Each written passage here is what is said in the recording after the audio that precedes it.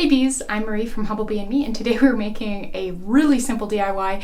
This is a micellar water designed to remove waterproof makeup. I've been doing a bunch of work recently on waterproof makeup formulations, waterproof eyeliners and eyeshadows and lipsticks and that kind of thing.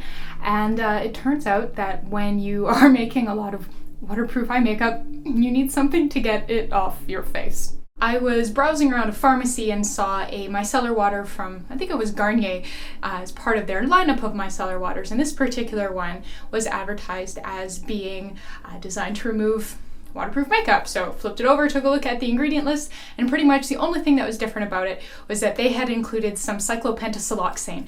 And you could see it floating as a separate layer at the top. Cyclopentasiloxane is a very lightweight silicone. It is oil soluble, and so it wasn't emulsified with all the rest of the micellar water. It was just floating at the top, so you could just shake and then use as you would a normal micellar water, but because there was an oil soluble element in there, it would help break down the waterproofing things in your makeup and get it off your face. Like all micellar waters, this one is crazy easy to make. We're just going to weigh everything right into the bottle we're going to store the micellar water in, cap it, and voila, we are done.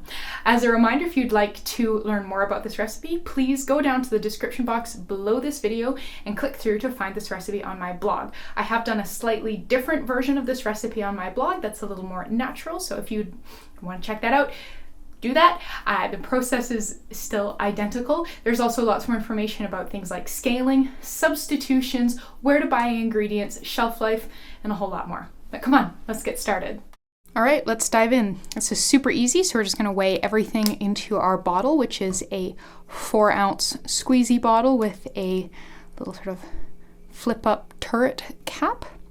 So to start with, we're going to need 81.72 grams distilled water, 18 grams aloe vera juice, 0.48 grams Capric and Caprylic PEG6 triglycerides, 0.6 grams vegetable glycerine, 0.6 grams sodium lactate, 0.6 grams liquid germall plus, and 18 grams cyclomethicone. Now, if you're looking for a different version of this recipe that doesn't use cyclomethicone, please check out my blog, humblebeeandme.com.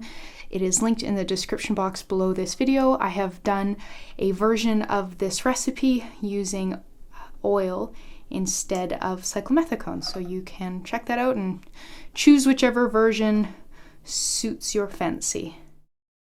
And I'm not sure how well it comes across on camera, but of course that cyclomethicone is just going to be floating on top, so you'll want to shake before each use. Now I wanted to show you how it works, give a little bit of a demo. So this is a waterproof eyeliner I've been working on. I'll pour a little bit of water on it. Doesn't really go anywhere. It's great, stays on a really long time.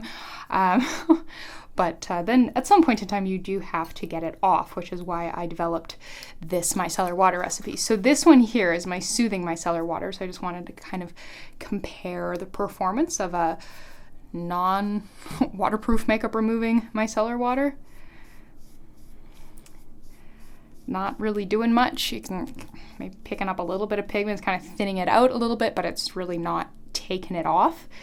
And then we have this one, the one we just made. So give it a good shake first, because you need to get that cyclomethicone to disperse. And then you can see that's working way better than the soothing one, than the one that was not designed to take off waterproof makeup. So yeah, cool, it works. And there you go. You just made some micellar water for removing waterproof makeup. Thank you so much for watching. Please subscribe. I'd love a thumbs up. And please remember to go down to the description box below this video and click through to find this recipe on my blog. There's a lot more information there, and also a slightly different variation of the recipe using squalane instead of cyclomethicone.